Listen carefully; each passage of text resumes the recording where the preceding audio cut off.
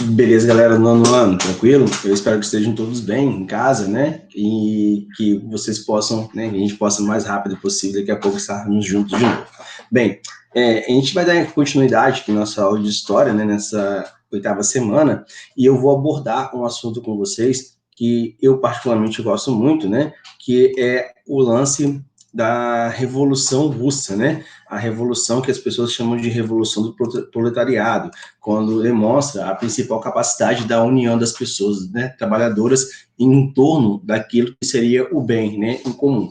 Muitas pessoas falam assim, mas a Revolução Russa defendia o comunismo. Então, galera, inicialmente sim, né, e depois ele vai desenvolver muito bem essa questão do comunismo, só que o comunismo que foi protagonizado inicialmente na Revolução Russa, ela nada teve a ver posteriormente com a questão da União Soviética mesmo, propriamente dita, a partir de 1921 para 22, né, que a gente vai ter um maior foco na nossa segunda aula a respeito desse processo, ok? Isso aqui é uma imagem, né, uma pintura feita, né, sobre, né, o camarada que é o principal motor desse processo de mudança, né, que é um camarada chamado Lenin, né, Ulyanov, né, que depois recebe, ele é rebatizado com o nome de Lenin, né, que foi a escolha dele.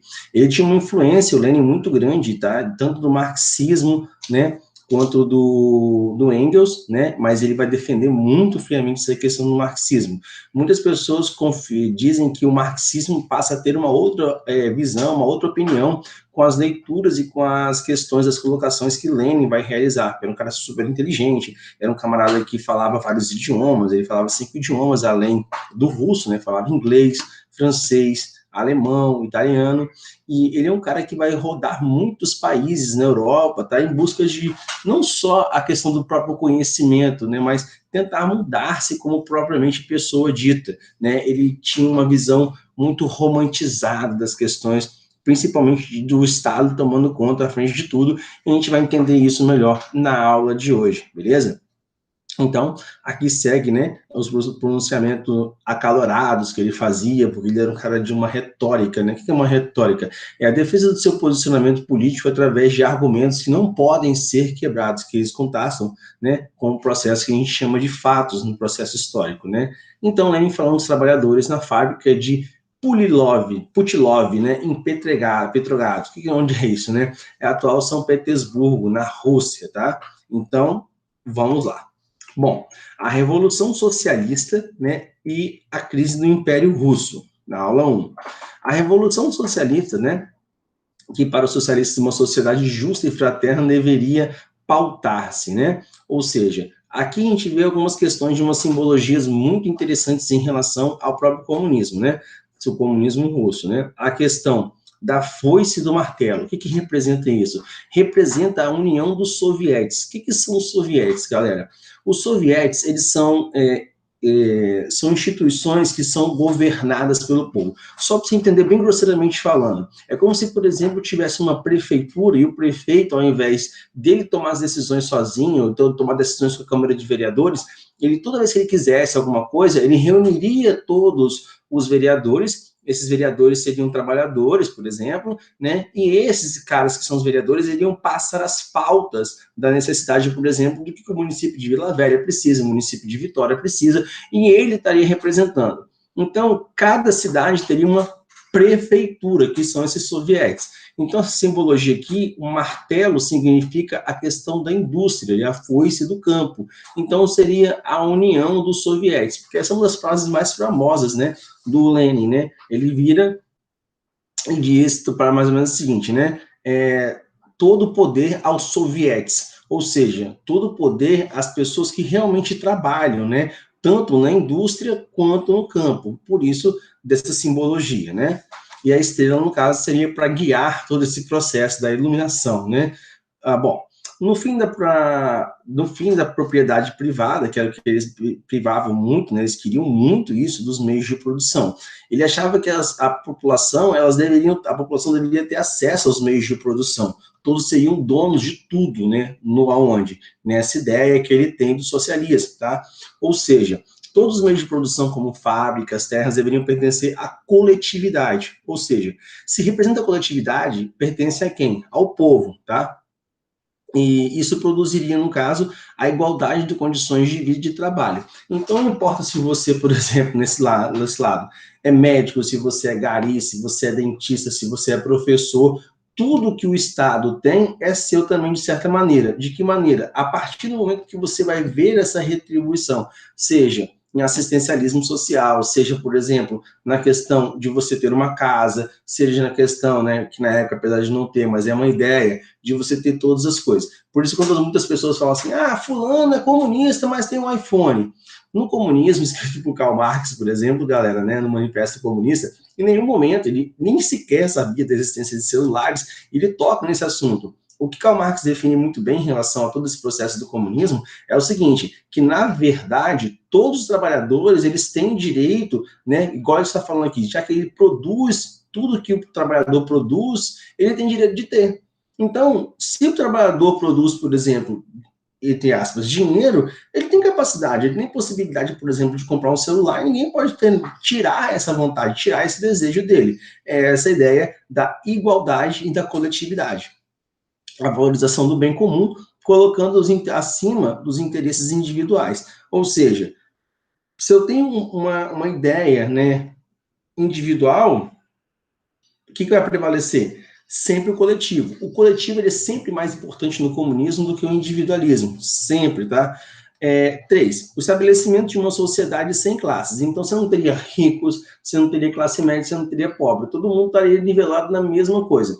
Professor, mas esse comunismo é muito ruim, né? Porque aí fulano vai trabalhar por si. Calma, a gente não vai entrar nesses detalhamentos. A gente está falando sobre a questão das ideias, né? Que são atribuídas àquelas ideias que a gente viu, né? Ano passado, né? Da questão das teorias do século XIX, e é isso que o comunismo prega, e é essa ideia que o Lenin tenta trazer, né, do campo das ideias para onde? Para o campo da realidade, que é o campo do convívio, do cotidiano deles, né?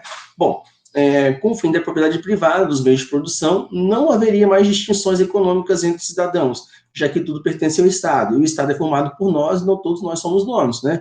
E as disputas entre burgueses e proletariados, no caso, acabaria. A luta de classes também acabaria. Segundo Karl Marx, o que move a questão do capitalismo desde os primórdios, né? O que move a questão de tudo é o chamado conflito de classes. Ou seja, a luta de classes, ela sempre existiu, né? Para o capitalismo, ela é essencial para que ela continue existindo. Caso não exista essa luta de classe, o capitalismo ele não tem, propriamente dito, uma essência para viver, né? Mas, então, esse aqui são os campos das ideias. Como eu disse, escrever, né, ter ideias lindas e bonitas e maravilhosas é super tranquilo, super fácil. Agora, qual a dificuldade do comunismo, né? Qual a dificuldade dessas ideias socialistas aqui, por exemplo, também?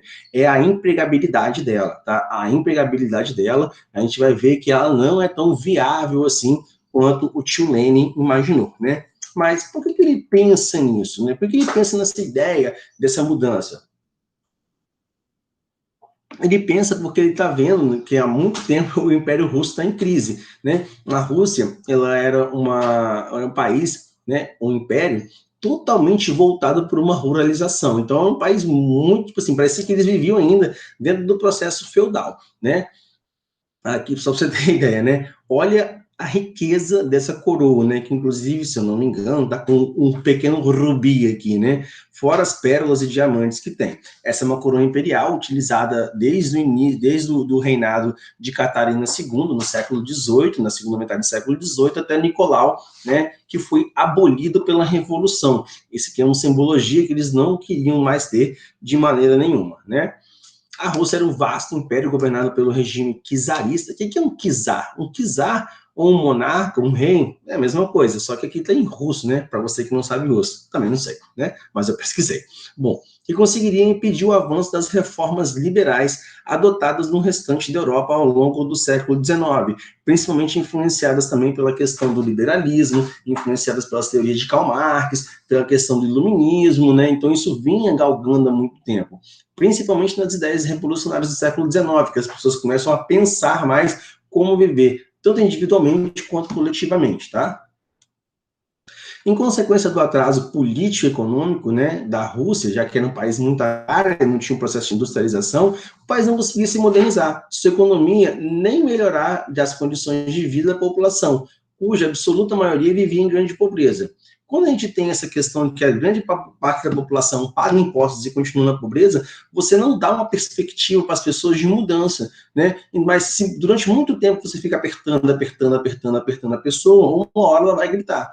Então, é isso que vai acontecer com a galera da Rússia, uma hora ela vai gritar. Mas por quê? Porque isso, segundo, né, as ideias históricas, é como a população ela reage, né? É tipo assim, imagina que você tá brincando com alguém, você não gosta daquela brincadeira, né? A pessoa começa a te futucar, te futucar, te futucar. Tem uma hora que você vai fazer o quê? Você vai acabar explodindo, porque você não vai aguentar tomar aquela pressão durante muito tempo. E quando você explode, você faz o quê? Algo, algumas pessoas falam, isso é irracional. Não é questão de ser irracional, é questão de que você não consegue mais falar para a pessoa parar, então você acaba, por exemplo, né, dando um grito, né? E aí as coisas começam a ver. É isso que acontece com a população. A população vai dar um grito em um determinado momento, né? Bom, em decorrência da instalação das indústrias, de várias indústrias no final do século XIX, a sociedade russa tornou-se um pouco mais diversificada com o surgimento de uma pequena burguesia e de um crescente proletariado. Mas qual o problema disso tudo aqui, na minha humilde opinião? É o seguinte, quando a Rússia ela se abre para fazer esse processo, ela não se abre para fazer esse processo com recursos próprios. Então, muitos outros países, como, por exemplo, a Inglaterra, a França, a Holanda, vão começar a invadir a Rússia e fazer o processo de industrialização. É muito bom? Não. É muito ruim? Também não. Mas o que acontece? Você tem que saber ponderar e pesar as coisas. Os russos poderiam ter incentivado mais essa galera, a questão da industrialização, pelos próprios russos. Só que eles queriam fazer o quê? O que o Nicolau queria fazer, como um czar, como um monarca? Ele queria adiantar o processo industrial. Ele queria já nascer igual todo mundo. Então, ele aceita que indústrias venham explorar. Então, faz acordos lindos e bonitos e maravilhosos. Isso faz o quê? Com que surge uma pequena burguesia. E essa pequena burguesia, quando ela começa a ganhar muito poder, ela fala assim, cara, Nicolau, ele não está ajudando mais a gente tem que colocar uma outra tipo de pessoa, uma outra galera, para que a gente possa conseguir mais recursos e a gente possa ser feliz, né? Então, né, é isso que vai acabar acontecendo.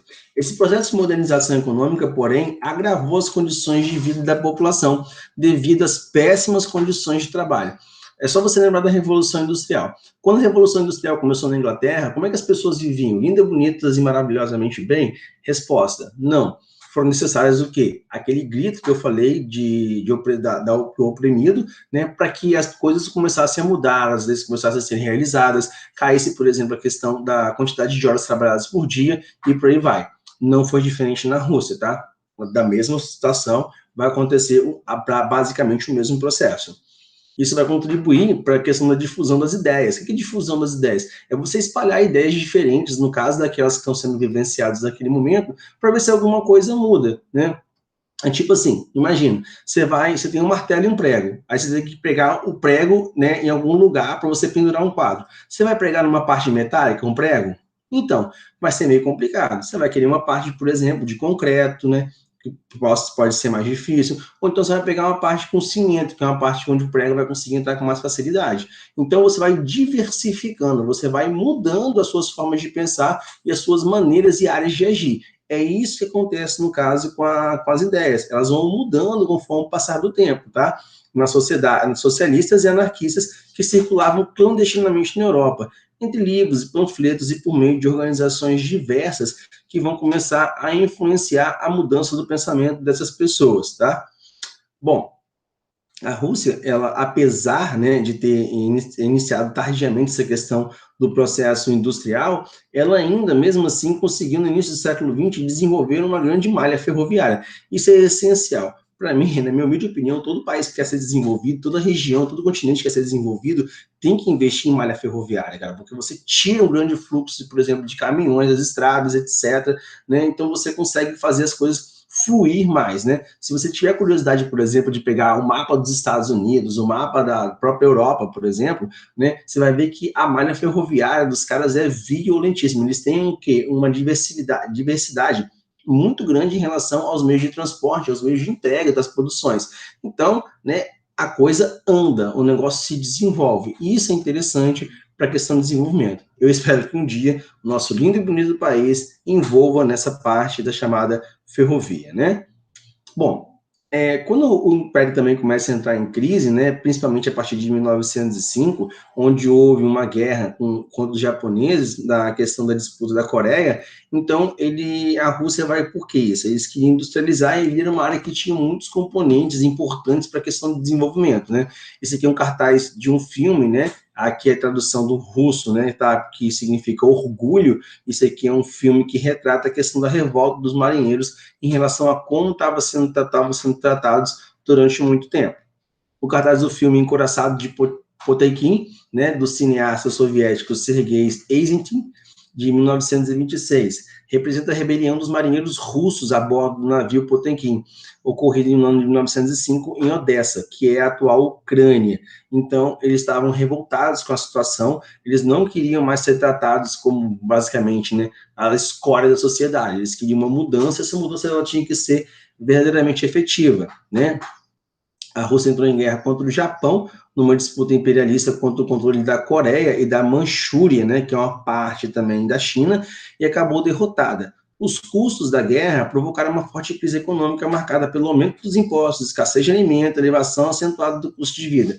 Não é muito complicado a gente entender isso, por qual motivo? Se você tem, por exemplo, R$ 10, aí sua mãe fala assim, filho, vai na padaria para mim comprar um pão. Aí você vai na padaria comprar um pão com R$ 10, você olha assim, R$ 10, vou comprar um sorvete, ou então um picolé. Aí você volta para casa com um picolé. Você comprou o que sua mãe mandou? Não, você tinha dinheiro, só que você comprou uma outra coisa. A Rússia, ela não tinha muita grana, ela tinha esses R$ 10. Era mais fácil ela investir os R$ 10, por exemplo, na questão de uma diversificação da plantação, industrialização. O que ela faz? Ela quer se enfiar numa guerra. Ela perde a guerra. Ela perde a guerra, ela fica com muita dívida ainda, né? Porque sempre quem perde a guerra é obrigado a pagar dívidas com quem venceu a guerra. É o que vai acontecer com a Rússia. Então, isso causa o quê? Crise econômica, aumento de impostos para pagar essa dívida, os alimentos não tem, porque as pessoas não estão conseguindo plantar e trabalhar direito, porque não tem dinheiro para pagar o trabalhador, elevação acentuada do custo de vida, porque é o que eu costumo dizer, é um redemoinho, né? Aquilo ali vai englobando, pegando todo mundo, vai rodando, rodando, até conseguir, no caso, afogar todo o processo. Nesse caso, o afogamento do processo se dá pela Rússia, né? Em 9 de janeiro de 1905, uma manifestação popular dirigiu-se ao Palácio Imperial, em São Petersburgo, e foi recebida a balas pela tropa czarista, né? As pessoas foram lá reivindicar mudanças nesse comportamento imperial. Só que o czar, ele era muito autoritário e fazia o quê? Cara, taca fogo em todo mundo, manda bala, mete tiro. Então, centenas de pessoas acabam morrendo, entre elas crianças e mulheres, que queriam apenas comida, né? Já que elas estavam passando muito fome. Esse é um episódio que é chamado de Domingo Sangrento, tá? Durante muito tempo, eu, por exemplo, né, quando era criança, achava que tinha alguma coisa a ver com uma música famosíssima que tem da banda U2, né, que é Sunday Bloody Sunday, só que não tem nada a ver, que ele é um outro Domingo Sangrento, né? Mas, enfim, coisas de criança. O povo estava insatisfeito, né, que vai desencadear uma ordem de protestos, manifestações, é o que ele disse. Quando o povo se sente acuado, quando uma pessoa se sente retraída, ela faz o quê? Ela dá um grito. Esse grito se dá através de quê? Na Rússia, de protestos e manifestações. Por quê? Eles queriam uma mudança, eles queriam comer, eles queriam o quê? Uma convocação de uma Assembleia Constituinte para fundar um regime constitucional, onde você pudesse trocar os seus políticos, até a criação de leis trabalhistas de uma reforma agrária. Porque eles queriam o quê? Terra às pessoas, né? Que vai ser um dos principais lemas do processo do Lenin, né? Paz, pão e terra. Então, eu quero o quê? Eu quero paz para as pessoas, para que elas possam trabalhar. Eu quero terra para que elas possam trabalhar bem nessa questão. E eu quero o quê? Eu quero uma paz, pão e terra. Esse seria o lema para tudo seja convertido na questão do crescimento da Rússia, né? Então, eles vão carregar isso muito a ferro e fogo. Não vai ser diferente aqui nesse momento dos protestos. Quando o Tsar Nicolau II percebeu que a situação estava muito grave, ele prometeu adotar uma política de reformas, né? Inclusive com Constituição. Mas ele faz o quê? Ele faz a Constituição de acordo com o que ele achava interessante para ele ter e continuar dando liberdade, tá? Não existiu essa liberdade política, essa igualdade civil, ela não existiu nessa Constituição. Ela era o quê? Uma coisa meio que fake, né? Então, por isso a população continuou ainda muito desagradada com a situação a qual estava acontecendo, né? Nicolau II, ele iniciou uma violenta repressão contra os líderes de 1905, fechando essas prefeituras, esses sovietes que respondiam pelo povo, prendendo e fuzilando vários militares e políticos e provocando a fuga de muitos outros para o exterior, porque eles viam acuados, assim, cara, eu não vou ficar aqui para tomar tiro, né? Eu não vou ficar aqui para morrer. Então, tem que fazer o quê? Eu tenho que me retirar. As pessoas começam a se exilar, que é o caso, por exemplo, de Lenin, né? Que anos mais tarde vira o líder da Revolução de 1917. E diria que 1905 foi o ano definitivo, foi chamado ensaio geral da Revolução Russa. Por isso, desse cartaz, né, desse filme de 1926 ser tão importante, tem uma representatividade da questão da mudança de mentalidade da população russa. Lembrando, quando você sofre muita pressão, você quer fazer o quê? Um processo de mudança, isso é super natural, super normal, galera. A crise do Império Russo, né? Veja, isso aqui está escrito no idioma em russo, né? Só que é o alfabeto cirílico, né? Nem com a ajuda da tradução de muitas coisas do Google Tradutor eu consegui traduzir essa galera aqui, né? Mas espero um dia conseguir, com fé em Deus. Essa é a foto da manifestação dos trabalhadores do moinho de Putilov, que fica em Petrogrado, atual São Petersburgo, na Rússia, durante a Revolução de Fevereiro de 1917, né?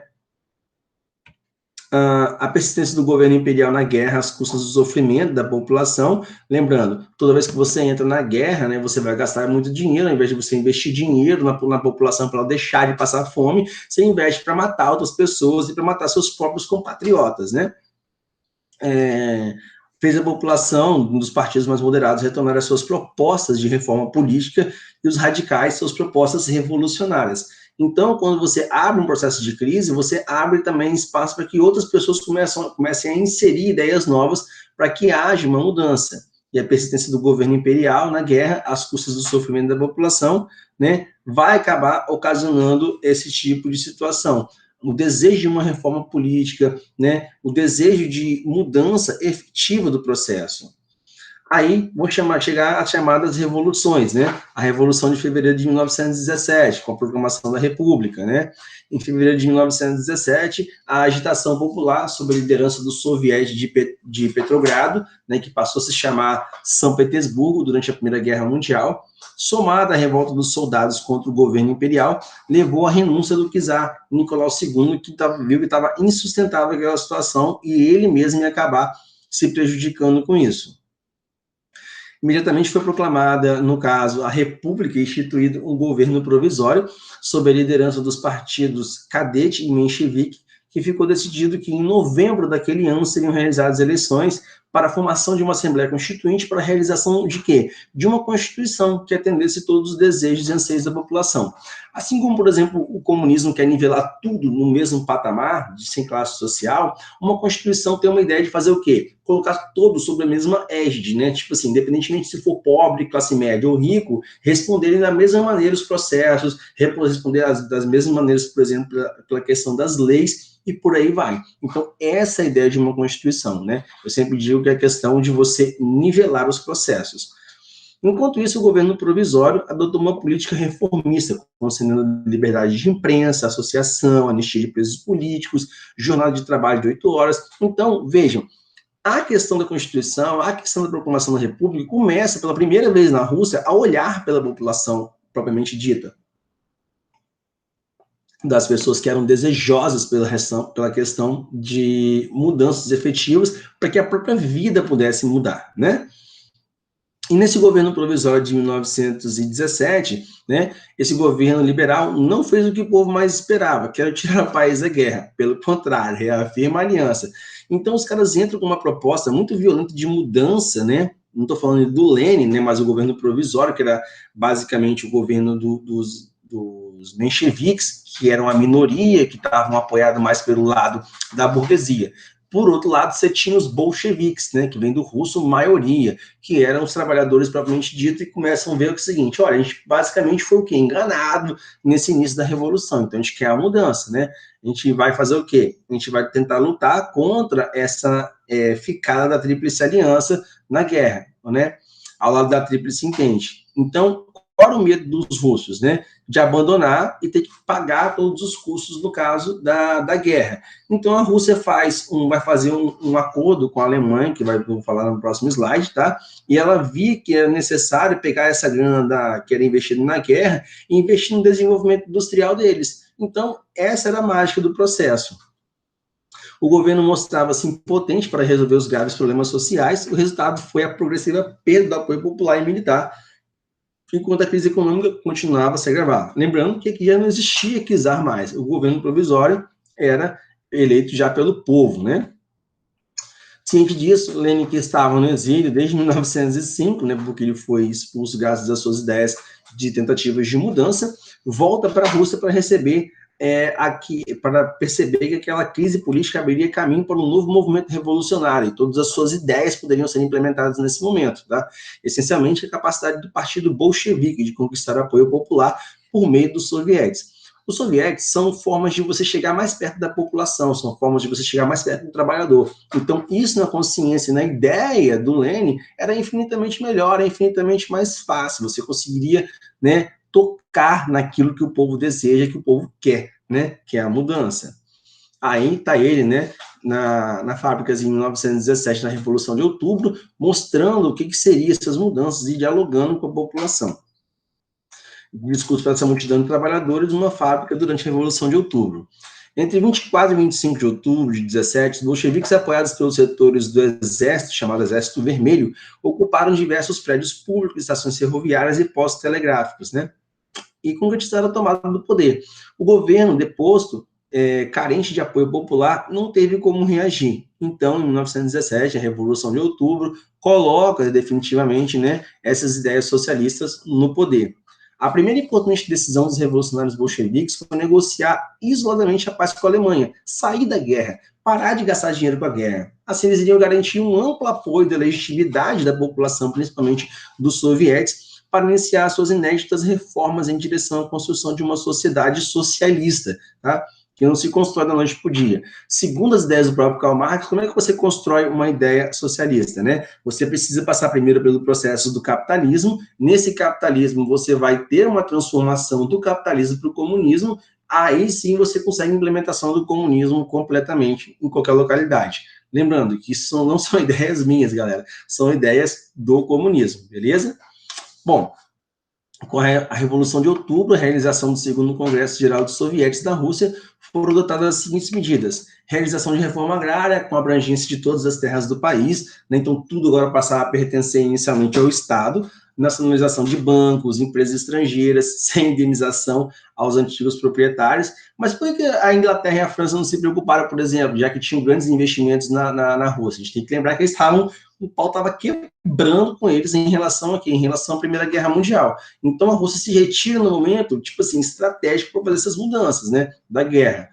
Estatização das empresas, de bancos e fábricas, adoção de um regime de autogestão operária. Isto é, os trabalhadores seriam diretamente responsáveis pela administração das fábricas nas quais trabalhariam. Tipo, eu trabalho na fábrica na qual eu sou dono, então eu vou dar, na ideia do Lenin, eu vou dar um gás maior para aumentar a produtividade, já que eu sou o dono. Quanto mais eu produzir, no caso, né, mais eu vou conseguir vender, eu vou ganhar minha grana e eu vou ficar feliz da vida.